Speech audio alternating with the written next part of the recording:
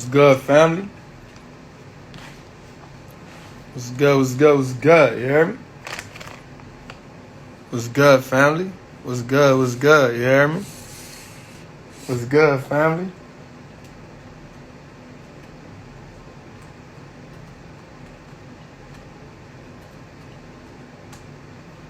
What's good, family? How y'all doing?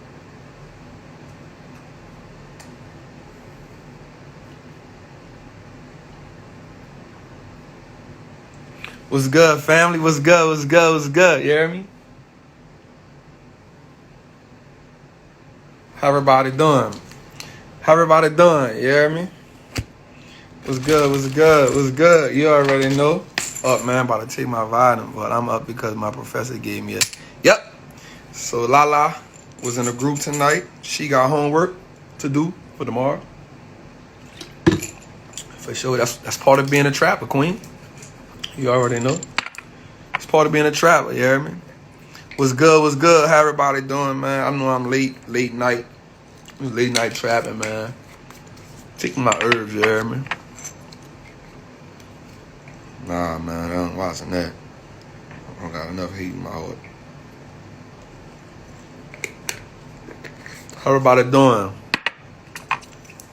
What's good?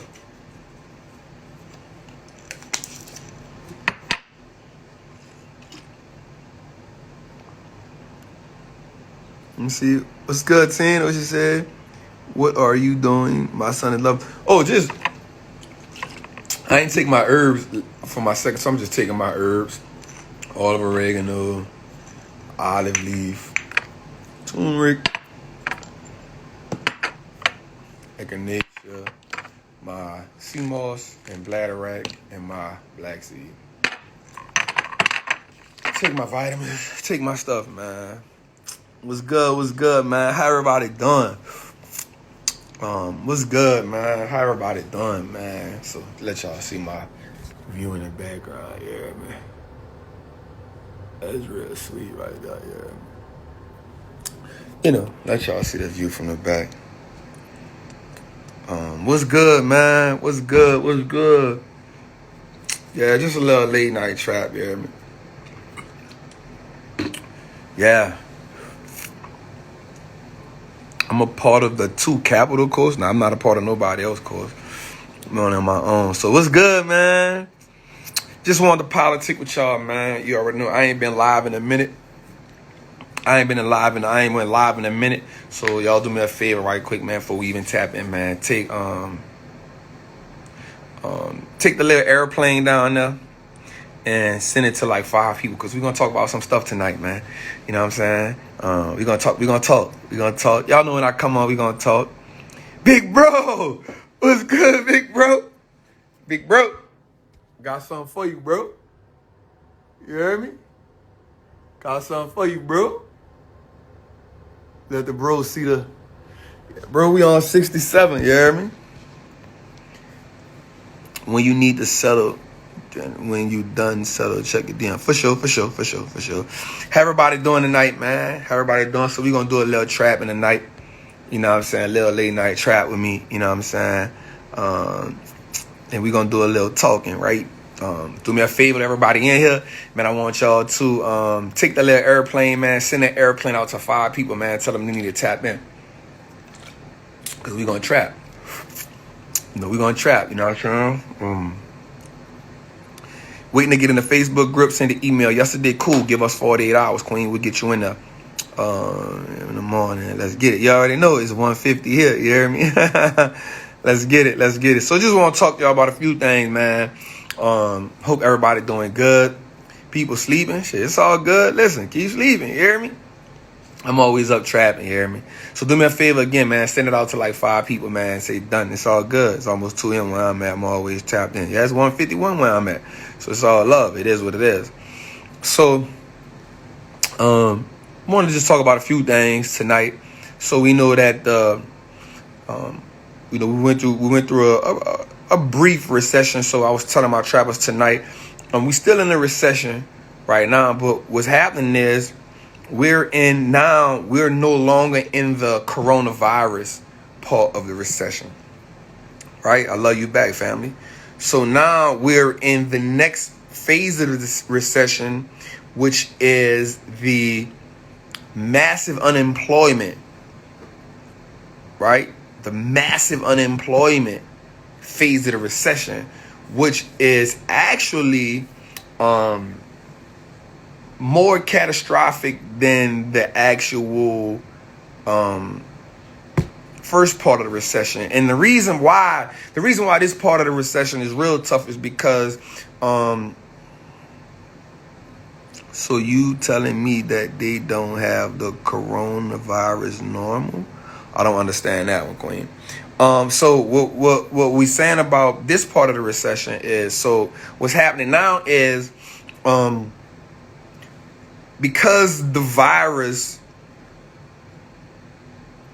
introduced us to what's called stay at home, right? That phase of the economy, the stay at home phase of the economy, right? Where, so now we've lost jobs. Some jobs not even coming back, right? So because some jobs not coming back, now we have 38 million people on unemployment, right? So 38 million people on unemployment. A portion of those people won't get jobs back. A portion of course, I still call it Queen. There's a number of respect over here. You know what I'm saying? So a portion of those people won't get jobs back. So now that starts another phase, right? So now that those people won't get jobs back, the government has poured so much money. Of course they do. That's what this country's ran off economics. They don't care about safety.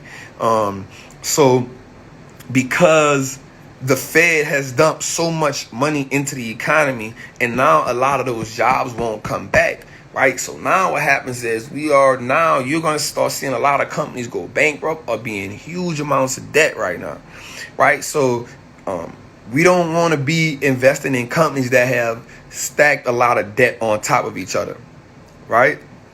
Exactly, Queen. Exactly. People can actually start losing houses and all of that. So this is how we prepare ourselves for this, right? So one of the things I tell the trappers, I was talking to them tonight in our live class.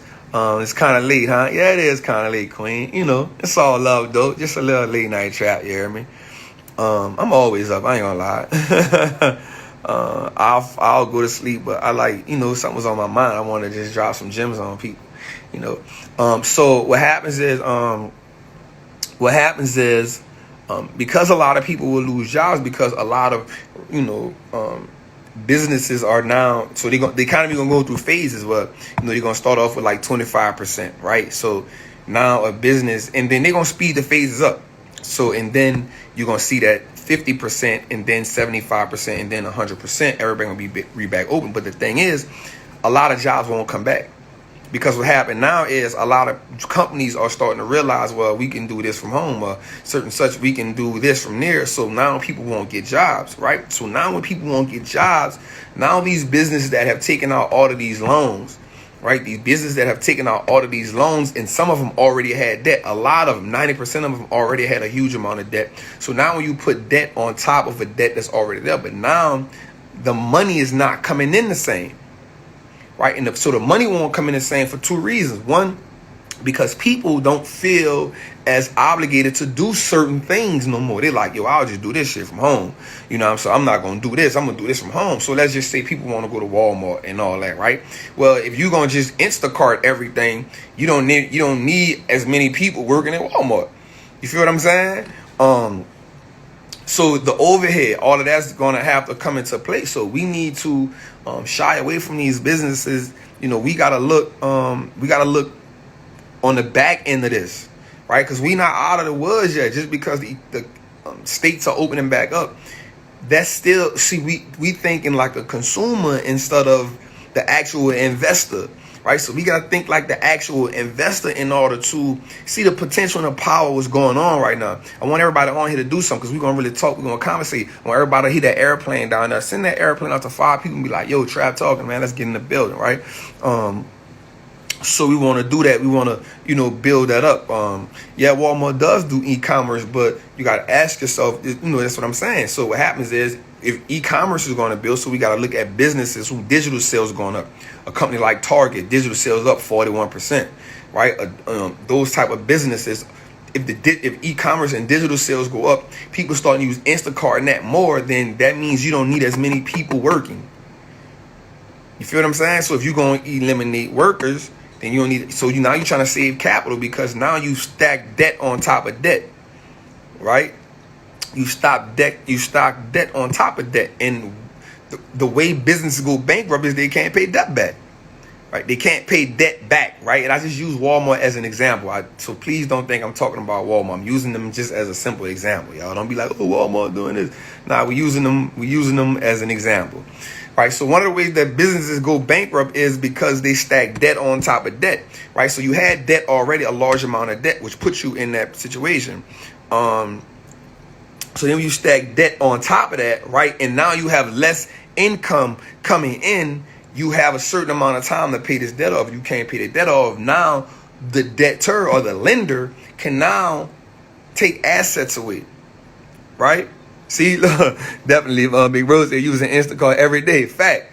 You know what I'm saying? So, and the reason why people are using Instacart and things like that is because no one wants to literally go in. People in their right mind like, yo, this stuff is not over with yet. So now what they want to do is, let me just go Instacart it, leave it at the front door, we'll pick it up, right? Well, it's not so much about the rich getting richer, right? Because investing it's how to add on to your wealth. I think people who use that term, the rich get richer, are people who are in a poor mindset. I'm going to be real with you. Now, it may be a reality, but the only reason it's a reality is because you have to make the transition into the wealthy mindset. That's the great thing about investing in stocks. Stocks take you from consumer to ownership. Neo, what's good? King, what's good, my guy? You dig? So that's the beautiful thing about investing in stocks. It takes you from consumerism or consumer mindset to the ownership mindset, right? And so now that phase, the rich get richer, no longer applies to you, right? Because the poor get poorer. That phase no longer applies to you. You have now graduated to this next level, right? Which is wealthy, right? And so wealthy is more or less about mindset.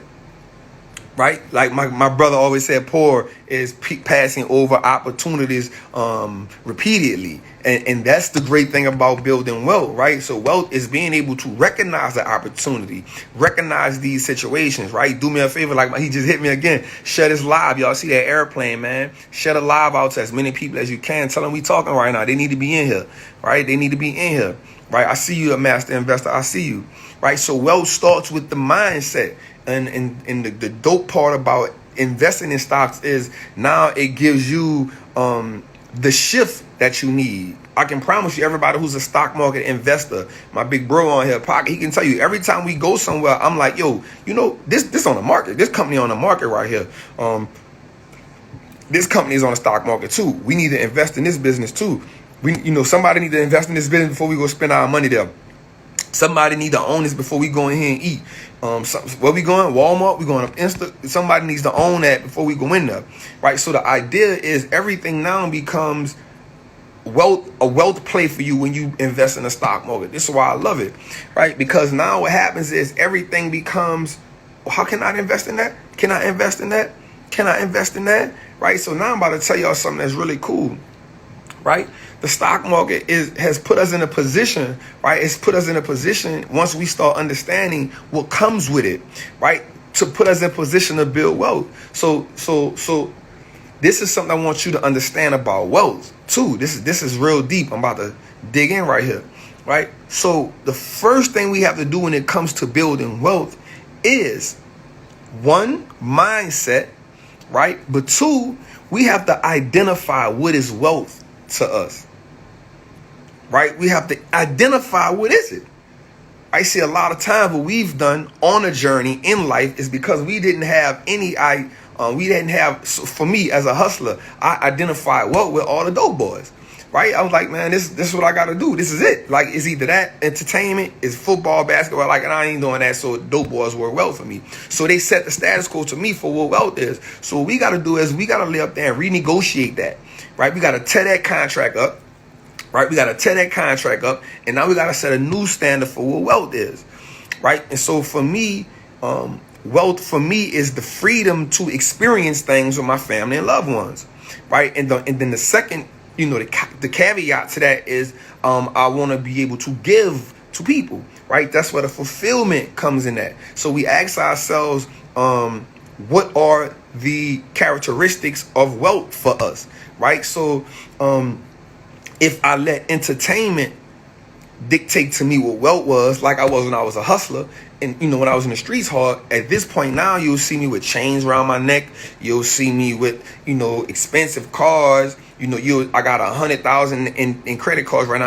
I'll be maxing my credit cards out. I'll have a bunch of designer stuff all day. If I let entertainment dictate to me what wealth is, I wouldn't be able to wear Wallstreet Trappin stuff every day all day, right? So what happened was I identified that the wealth wasn't the material, right? The wealth, we chasing money that's not worth nothing, right? So we chasing some money that's not worth nothing. Let me see, I can go in my pocket right now, right? So I could take this $20 bill out my pocket. Here's the dope part about this $20 bill that I'm about to show y'all. I'm about to tell y'all something that's real cool, right?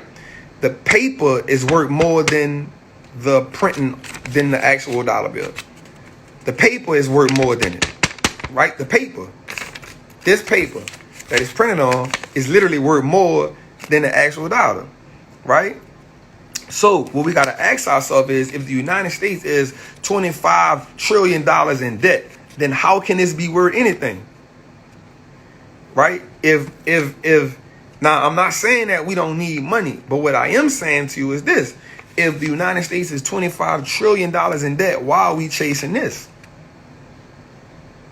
Why? It ain't worth nothing.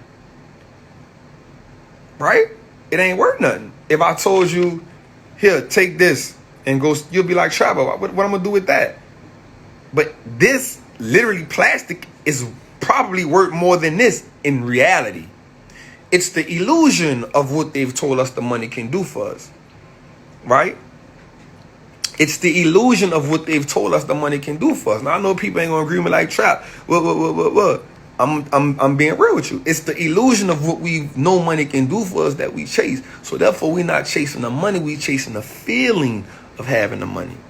So now what we need to do is associate the feeling, not with the instant gratification, but we need to now associate the feeling of what does wealth feel like. So for me, wealth for me is being able to have freedom,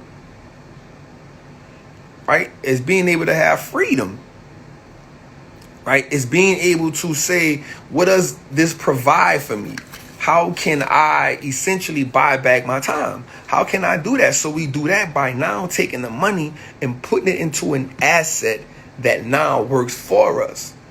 Right? So every investment you make now buys back your time. Now you're not holding on or worrying about chasing the money. Now the mindset is shifted to, now we are purchasing assets with the money.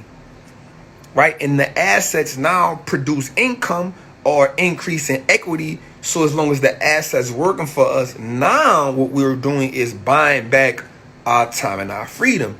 And I always say this: the man or woman who has the most time can create the most wealth.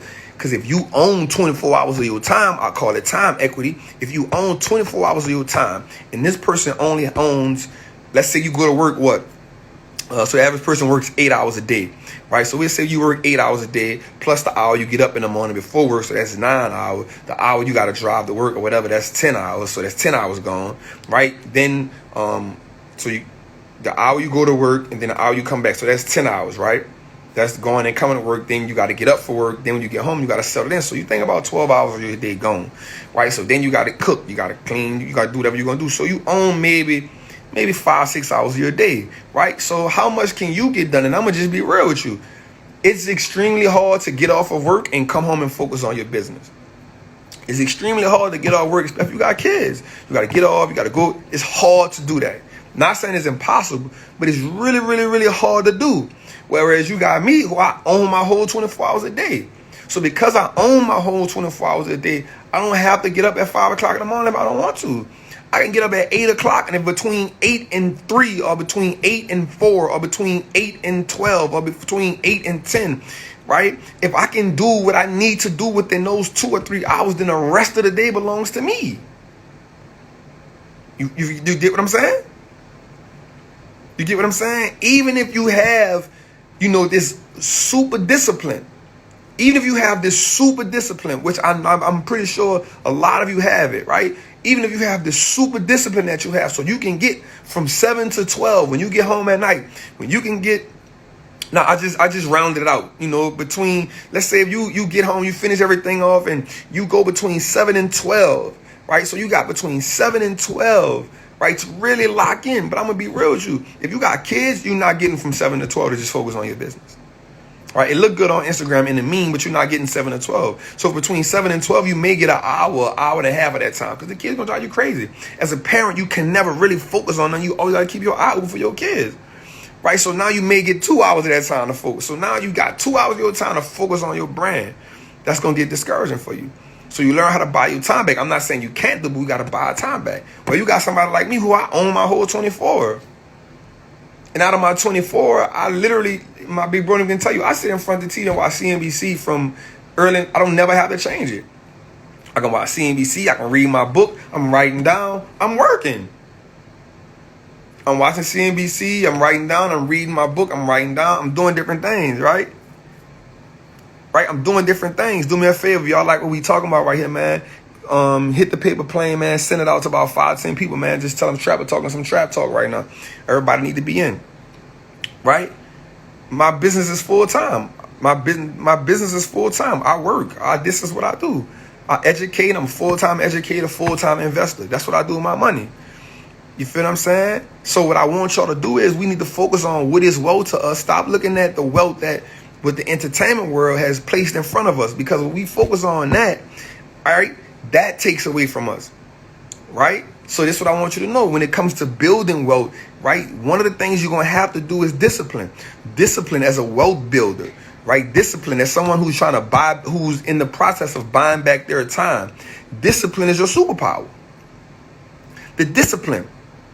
Right, so you come to me and you'll see me like, damn, Trap, you up early, man. You up early watching that, right? Like, yeah, man, I'm on it. Like, I'll sit in front of the TV all day and watch CNBC all day, watch the CBNC, listen to them talk. Right, while I'm reading a book between commercials, I'm taking notes, I'm writing things down, I'm researching, I'm doing all this, but that's me working. I'm looking at deals, I'm looking at investments I want to make, right? Because for me, I always want my money working for me. I always want, then I'm talking to my trappers in the group, I'm posting in the group. That's me working. That's me working. So now we got to ask ourselves, right, what does real wealth look like to us? Let's get back to that conversation. What is wealth to you? Right now, I'm not saying that fancy things are not wealth, but what I am saying is a lot of times on TV, entertainment, what that does is that paints a picture to you what wealth and success is. So now you chasing that, when in reality, it's really a dialogue that keeps you in the consumer mindset, right? That's really the dialogue of you buying into something that keeps other people wealthy. Feel me? Because if you busting your ass to keep up with the people on TV and entertainment, then you're putting your efforts into chasing someone else's vision of what wealth and success is. And so when you fail at that, you didn't really fail at your dream, you failed chasing someone else's. I can promise you, the next thing, your superpower, the next superpower you have as an investor or someone who's reclaiming back their time and freedom, after the discipline, the next one is focus. Focus. Because see, the mind works in this beautiful way that whatever you focus on all the time, your mind itself is going to snap in, is going to work on figuring out how to get you there. Right? If you just be like, yo, think about this. How many times you been late paying a bill? Right? You late, you like, man, I don't got the money to pay this bill. You think about it, and then out of nowhere, boom, you wind up getting the bill. Something come through because you putting the energy out there and your focus is on it. And it just comes to you. What you focus on comes to you. Right? What you focus on comes to you. So the one superpower you have is discipline. The second superpower you have is focus. You're going to need these two things. The third superpower you're going to have in building wealth and buying back your freedom is growth. Right? So you got discipline, you got vision, Discipline, focus, and growth. Right? So the growth helps you transition to the next level. See, the growth part is the painful part. The growth part is the painful part. See, here's why the growth part is the painful part. Because in order to outgrow through something, you got to bust through or you got to shed. That hurts. Right? So when a seed opens up, boom. Right? When a seed opens up, boom, it blossoms. And then it has to break through the ground. That's the hard part. It's the hardest part. Breakthrough. When a woman is having a kid, a baby, the first part, the breakthrough. It's the hardest part. It's the hardest part. The growth is the hardest part. That's where breakthroughs happen at. That's where the transition comes in at. Right? In order to grow, but you need the growth to become alive. You whatever doesn't grow, whatever becomes stagnant is dead. We as human beings are designed to continuously grow. Right? This is why people die of comfort. Not wanting to get out the comfort zone. Wanting to stay here. You're not happy with your life, but you don't want to do nothing to change it. Right? Another thing too is, most people who aren't going anywhere, they like to be around people who not going anywhere. So now y'all bouncing off complaints. I just told my partner this today. I said, man, the number one reason most people will never get where they need to go is because they love to complain. People love to complain. I don't complain. People love to complain. I don't know what it is about complaining that people love to do, but they love to talk to others. And some people like to bounce complaints off one another. I can't be around that. So that's where the growth comes from. Right? So let me drop something else on you, right? So greed and fear leads to disappointment. I'm going to say it again. Greed and fear leads to disappointment. So you got to be fearless in your approach of where you're trying to go at. Or where you're not trying to go, but, excuse me. You got to be fearless in your approach of where you're in the process of going to. You feel me? So fear and greed leads to disappointment. Let's talk about that, right? So what happens is fear is you're saying what happens is, so we got to think about this too, right? The mind is not designed to do anything other than survive. Your mind is designed to, so most people go through the world, and survival mode is only a defensive mechanism. Right? Let me say that again. Survival mode is a defensive mechanism. It was. Right? So survival mode is only a defensive mechanism. See, the people who play offense, the people who attack life, these are the people who take massive action. The people who attack life are the people who get ahead in life. Very few people who play defense all the time can win at this thing. Right? Even in championships, they says defense wins championships, but that's because the defense turns into offense. Defense calls turnovers. Defense puts the offense in great field position. So defense turns into offense. Survival is only a defensive mechanism. Take that airplane down there, man, and send it out to 5 people. You dig? So the fear and the survival keeps us in a hole. Now, this will happen when the greed, right, supersedes the fear. It leads to disappointment. So let me explain that. How many times have you been presented with a situation and you kind of know you shouldn't have dealt with that situation and money was involved? You're like, man, I really shouldn't put my money in that shit. Or I really shouldn't give this person that money, right? I really shouldn't do this with my money. Your heart tells you not to do it. But then you do it anyway. You know why? Because you thought about the greed. This is how people get scammed. Your greed takes over. When the greed takes over the common sense or supersedes the fear, because the fear is going to keep you from doing it. Because the fear is a survival tactic. But when the greed supersedes the fear, you put yourself in position to be disappointed. That's right. My bro said, go play offense. You play offense by educating yourself. Right? You play offense by putting these things in your playbook. discipline, focus, right? Growth. Discipline, focus, growth, which now puts you in the position to take massive action. Feel me? So let's talk about, let's recap that a little bit. So the fear leads to the fear survival is defense. Your brain is designed for survival. That's why it's hard for you to do certain things, because it's out of the comfort zone. So the brain wants to survive at all. That's how it's wired. The brain is all about survival. 100%. It's all about survival. It's about certain things you can't do because your brain innately says that ain't it. That ain't right. We not doing it. Right? So then we said that fear and greed, right? Fear and greed leads to disappointment. Right? Because fear is going to keep you from doing it, but the greed supersedes the fear. It leads to disappointment. Right? So the next thing we said that in order to break that, we need to, that's defense. So now we got to start playing offense, right? So what do people do when they're in desperate situations? The fear takes over. The greed takes over. It leads to disappointment. So now let's think about this though. But what if we transitioned and said, okay, let's do these three things. Let's build up the discipline. Right? Let's build up the discipline. Let's focus on what wealth looks like to us. And what is it that we want to achieve and attain? Right? And then we say, how do we grow into it?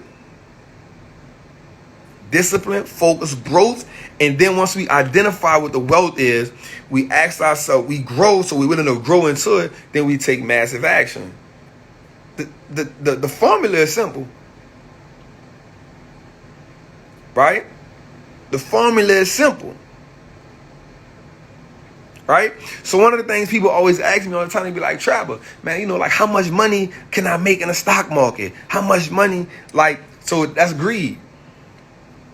Right? Because they're not asking, how can I be a great investor? How can you teach me, Trap, to be a better investor? How can you help me build the temperament up to be a great investor? Then that I can help you with. How much money can I make in the market? I can't help you with that because there's too many variables that I am not in control of. I can't predict the market. But what I can tell you is that on average, the market gives us 7 to 10% gains.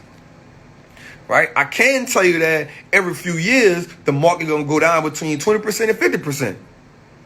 You dig? I can tell you that your bank is not giving you 7 to 10% on your bread, but you feel comfortable with putting your money in the bank, but not in the stock market. You feel me? I can tell you these things. I can tell you that 3 out of every 4 years, the market will be up rather than down. I can tell you these things. But I can't tell you how much you're going to make in the market because, one, you may not have the temperament. See, everybody, and I told my trappers this tonight, right? There is a few things. There's only 2 or 3 key elements that make people successful in down markets. Psychology and preparation. The psychology of investing, the mindset of being a great investor, no matter what the market is in, the mindset of being disciplined enough to be patient, and the mindset to know when it's time to attack, right? Even a farmer who plants a seed, there's a time to plant the seeds and there's a time to harvest them. There is no different when investing. Sometimes you got to plant the seeds, right? And then there's a season where you just nurture them and chill and you watch them and they're growing. And then there's time to sit back and it's time to go pick them. You got to go through these seasons, but a lot of times you can't go through that season. So the first thing you want to say is, Trapper, how much money can I make being an investor? You feel me? We didn't understand that component. So now what happens is you meet somebody like me, and I'm gonna tell you, I don't know how to. The only way I know how to make money fast is selling drugs or robbing, fam. And I'm not in that life no more, so I can't tell you how to make money fast. I'm not a trader like that, so I can't teach you trading. That's not what I teach, because I think you need to learn how to invest first before you even start trading. But because our mindset is designed for instant gratification, right? And then this was going to happen. You're going to set yourself up, because a lot of times what people don't tell you about trading is the learning curve is quite hard. You got to be willing to lose some money in order to be a good trader. You got to be willing to lose some money to be a good trader, because trading is about the things I told you in the beginning. Mindset, patience. It's about discipline, focus, growth. It takes these things, it takes these components to be that. Risk management goes with discipline. Understanding that. You feel what I'm saying? We got to be that way. We got to be that way. So now here I am telling you, listen, let me educate you, educate yourself, or get educated on how to be a great investor, because that will transition you into being a great trader, if that's what you want to do. But if you ain't got time to learn how to invest, you damn sure ain't going to have time to learn how to trade. So the goal is to take the transition. Another thing, why are we rushing life? We in a rush. I'm not saying you shouldn't have spunk, but you should a purpose, but you shouldn't rush it, because the rushing is what called you playing life every day like you're in a 2-minute drill. You in life every day like you're in a 2-minute drill. Feel me? And then you got some people going through life every day, embracing every moment, embracing every feeling. Most people don't have money to invest. You on the wrong level, man. If you got money to do everything else, why you don't got money to invest? You got money to eat. You got money to do all kind of other stuff. You got money to do everything else, but when it's time, that's the mindset, right? I talk about that people have, right? That's the mindset. Oh, I don't got the money to invest, but I bet you if I told you, hey, if you come up with such and such amount of money and you meet me here, I'm gonna give you $10,000. You'll come up with the money to get to me. I bet you if I told you that, you'll come up with it. If I told you right now, yo, I got $10,000 for you. You just told me most people don't got the money to invest. All right, so check this out. If I tell most people, look, I'm in such and such state right now. Come meet me here. And I got $10,000 for you. I can promise you some people going to find a way to get to me. So you got the money. It's the wrong mindset to have. It's the wrong mindset to have. You got the wrong mindset. You know what I'm saying? You got to change that. You got to change that, man. Facts. Somebody said, what kind of shoes you got on? Yeah. You know what I'm saying? It's about changing the mindset. If you got money to do, all kind of other stuff, man, you got money to invest, yo. There's no such thing as most people don't got. Nah, and now you trying to talk for most people. Speak for yourself. You know what I'm saying? So it's all about us, developing that. Start small. Most people they think they need a lot of money. If y'all know what my mission statement is, helping the culture build wealth one share at a time. I ain't never say helping the culture build wealth with 40 shares. I said helping the culture build wealth one share at a time. One share. One share. I ain't never said you had to have 50,000 shares. One share. One. And you build. You work from there. You work from there. The problem is everybody was on a Drake too, started from the bottom. But nobody want, I started from nothing. Nobody don't want, when we there, nobody don't want to do that. We start from the bottom. We start from one share and we work our way up. You start paying yourself 5% of every time you get some money. Every time you get paid, you put that money in your account every day. Or every time you get paid. Brick by brick. Every time you get paid. If you're an Uber driver, if you're whatever, if you somebody to get money every day, take a portion of your money every day and put it there. If you somebody get that paid every Friday, you take 5% every Friday and put it in an account. If you somebody to get paid every 2 weeks, you take that, you put it there, you let it build slowly but surely. Who you in a race with?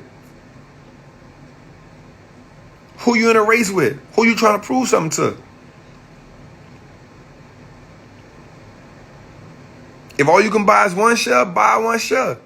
If you here's the thing, if you putting up every time you get paid 5%, 10%, and then you get your income taxes, don't go buy no new TV. Pyramid scheme. What are you talking about, family? You tripping. You know what I'm saying?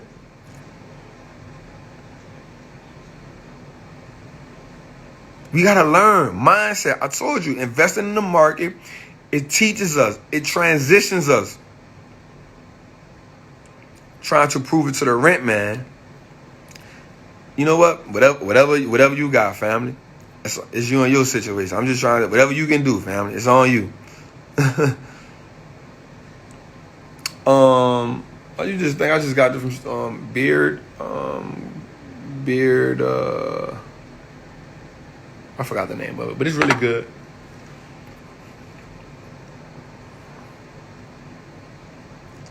Yup. Right. And this the thing too, what people don't realize they gotta do too to it. You saying you don't have the money to invest? Well, that means you should be focused on learning how to invest. And I'm gonna just say this, and I'm gonna be real. We live in a world right now.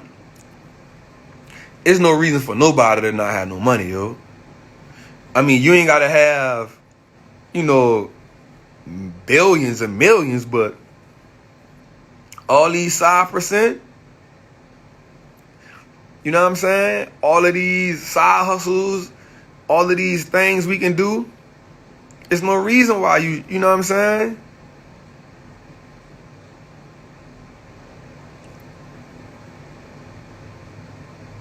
I just want everybody. So another thing too, when it comes to building wealth, I want us to know this too though. Like wealth is for me, consists of three things. It's about spiritually being wealthy, right? Mentally being wealthy, right? Spiritually being wealthy, mentally being wealthy, and emotionally being wealthy. Those are important to me. So you got to ask yourself. So for me, that's where fulfillment comes in at. So a lot of times we base everything on the money, right? And again, I'm not saying that the money not important, right? I'm not saying the money not important at all. What I'm saying is we basing everything on something that has no value. So when we transition, and because we basing everything on something that has no value, what happens is we get caught in that matrix over there. The Hondo Investor. That's one of my favorite books. Monesh Pabrai. One of my favorite books. You know what I'm saying? It's out here for us. It's out here for us.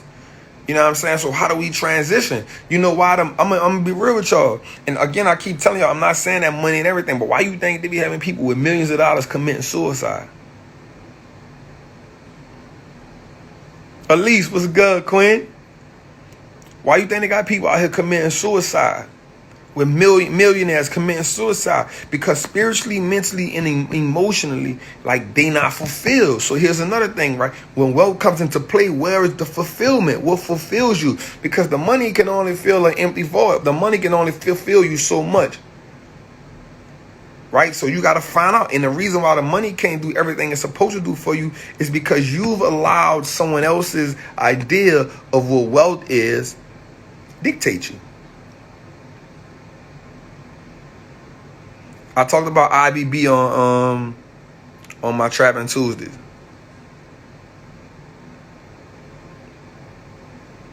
Right, so let's do that, man. So I just wanted to come on here and, man, talk with us for a while, man. You know what I'm saying? Help us get into that mindset of what we need to do to be building wealth, man. It's the time. It's the time. It's no better time than now. Right? We presented with an opportunity, and we just going hard.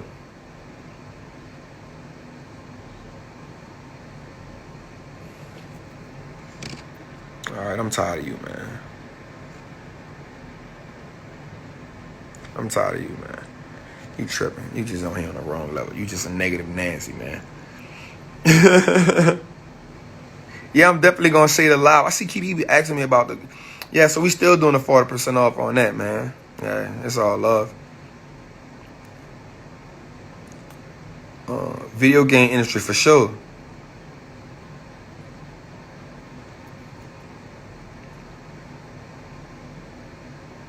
Yeah. I don't be liking that negativity, man. Yeah, he'll probably DM me like cursing me out or something. That's normally what they do when I do that. Yeah, like my goal is to educate us, man. If y'all notice, I never talk about money. Cause that shit not, we need money to survive and all that, but man, we shouldn't be stuck on that. Like that's the wrong thing to be stuck on, man. That's how we stay in that box. You know what I'm saying?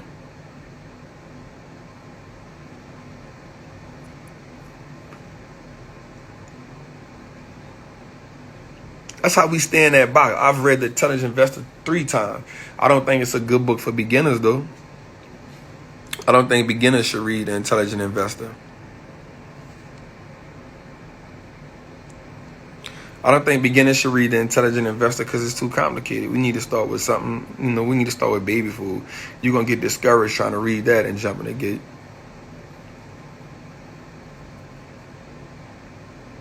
Yup.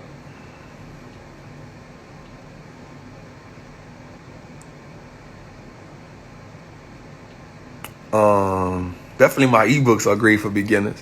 But I think every book has. I just don't think you should start with 2 books that people shouldn't start with: Intelligent Investor and Security Analysis. And when you think about mindset, I think that could, mindset definitely. For mindset, Rich Dad Poor Dad is a good for mindset. Jack Bogle wrote a book called The Little Book of Common Sense Investing. I think that'll be a good book for people. The Science of Getting Rich. Facts. There's no reason why people shouldn't have money to invest, man. That's just lazy learners, man. Yeah. I got on late, man. I went out with my homie. It was his birthday, man. I just went and talked to him. Rich Man's Babylon is a good book for sure. I got you. I'm a support. I just opened the Fidelity for sure. I don't like The Millionaire Next Door, man. I'm not gonna lie to you. I read it. I just think we've evolved from what he speaks on in that book. It's a good book, but I think we've evolved from that. And it's just me. I just think we've evolved from The Millionaire Next Door.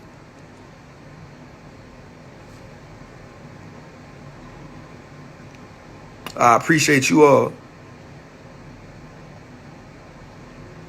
Do you trade shares or long term? I do a little bit of both. Unshakable. Somebody say Unshakable be hitting. We just finished that in the book club. I do trade options sometimes. Think and Grow Rich. Think and Grow Rich is good. Think and Grow Rich is good.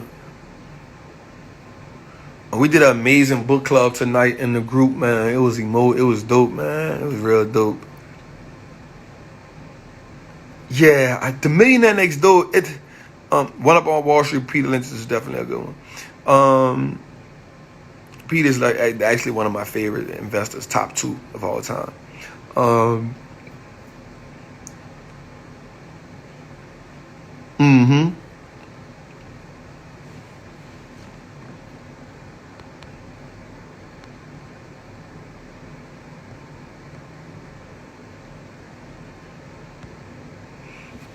Definitely. The Intelligent Investor isn't for beginners. It's going to discourage them. I read that. I Will Teach You to Be Rich. I read it. Still kind of. Dale Carnegie is a good book. All of his books are good. Join Trappers Anonymous. Yeah, definitely join Trappers Anonymous.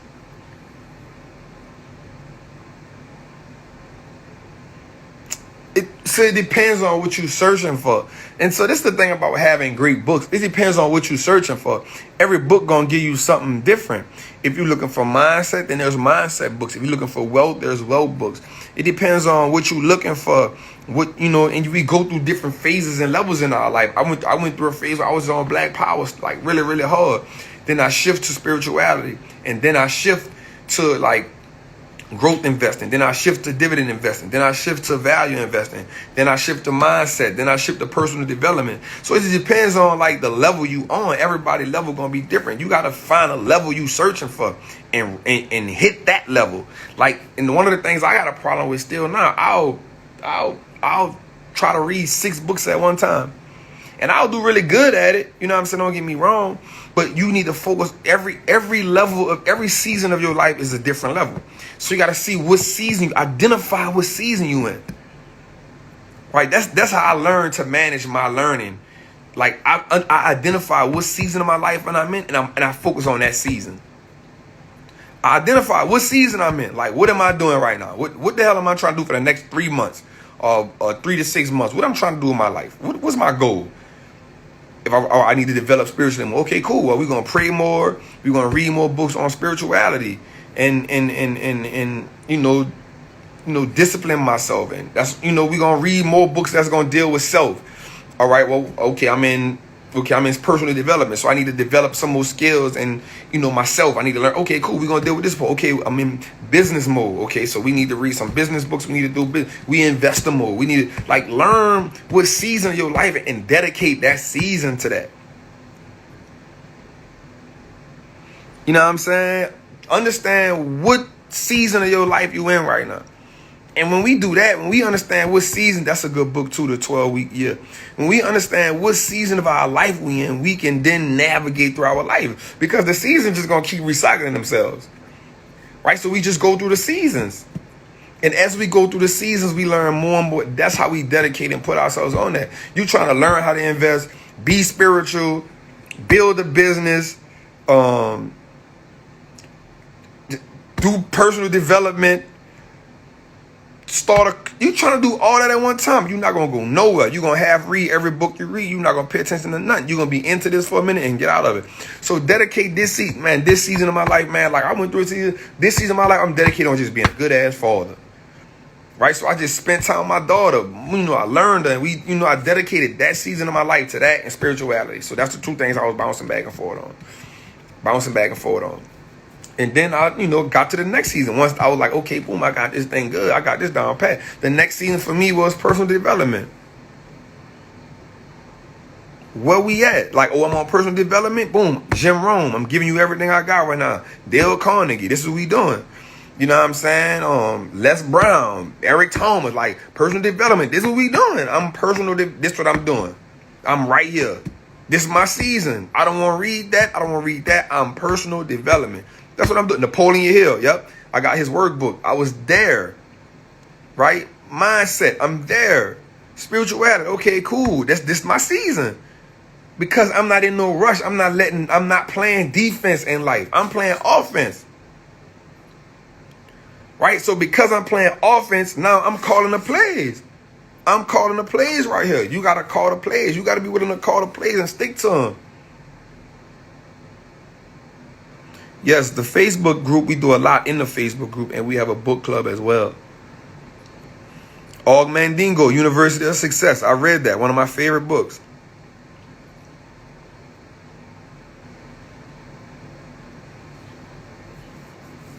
You know what I'm saying?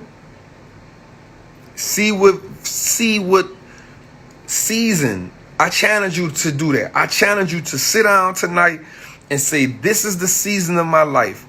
Yeah, Bob Proctor, Zig Ziglar, Jim Rohn. That's my favorites. 3 of my favorites. You know what I'm saying? Message to the Black Man, for sure. I read all of them.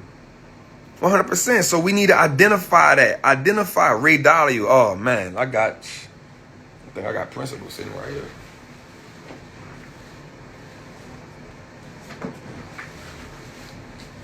I got principles with me, you hear me? I got principles with me. But look, identify what season you in your life. I don't leave home without them. See, I found a mixture. Quran and my Bible. I found a mixture. So now what I do is I take in the morning, I dedicate, once you understand what season you in, you could do certain things. And then once you create the playbook, then you do something different. So now what I do is in the morning, before I do anything, I spend 30, 35, 40 minutes praying and reading. That's how I set the day. Set the day. You know what I'm saying? Identify what season you in your life, yo.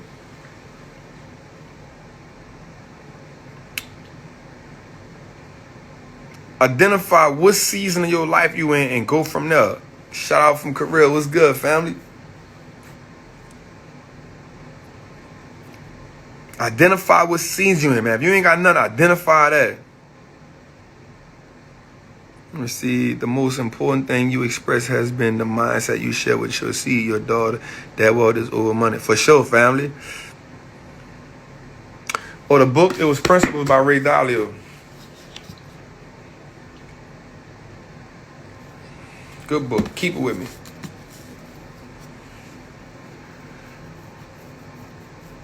You know what I'm saying? So we need to understand what season of our life in. I got to get back on my emails, man. A lot of people be telling me that, like, yo, your emails go crazy. I got to get, man, we got 24,000 people on the email list, man. That's amazing, man. That's amazing. Are you allowed to buy books again? When couldn't I buy books? I got all the Napoleon Hill books.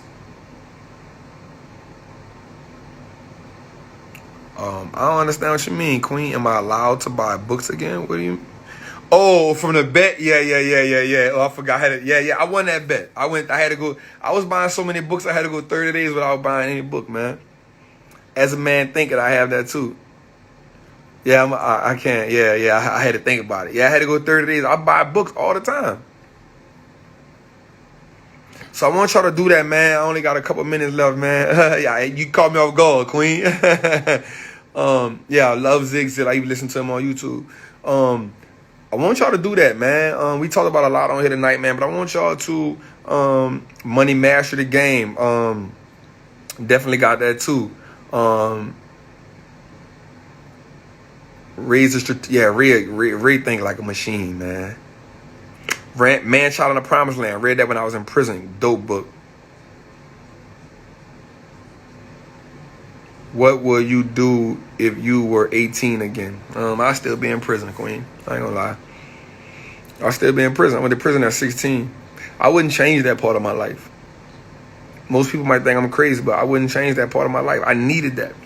I needed that whole 10-year stretch. I needed it. I wouldn't change it because God put me there. Not all the way, but I made bad decisions, and God protected me through those bad decisions, and I learned a lot through the prison system when I was in prison. Not saying that God put me in prison. I put myself in prison with some actions I made, but during that process, God showed me, He revealed a lot of lessons to me while I was in prison. Let me rephrase that. God didn't put me in prison. I put myself in prison. But during the 10-year plan, God revealed a lot of things to me in prison. 7 Habits of Highly Effective People. Definitely read that. It is a good book. So I think you should actually do it. And some of these books that people be asking me about books, these people are putting some great books in here. Yes, I went to prison at 16. I don't think no one in here should start with The Intelligent Investor if you have already been investing for at least a couple years. Yeah, I went to prison when I was 16. Came home when I was 26. Yeah. So I only got a few seconds left, man. 40 Laws of Power, great book, but it isn't a book that you should read. It's a book that requires you to study it. Like when I was doing that. I read a chapter a day, and I tried to execute whatever chapter I was reading every day. So I'm about to go, man. Only got a couple seconds left, man. Appreciate y'all, man, for trapping with me tonight. Y'all know we all doing a 40% off on the Wallstreet Trappin. Of course, if you haven't got it, just DM me the word Buffett, Buffett. Again, we doing 40% off on the Wallstreet Trappin. Of course, DM me the word Buffett, man. I appreciate y'all. I got nothing but love for y'all, man. Good night. You hear me?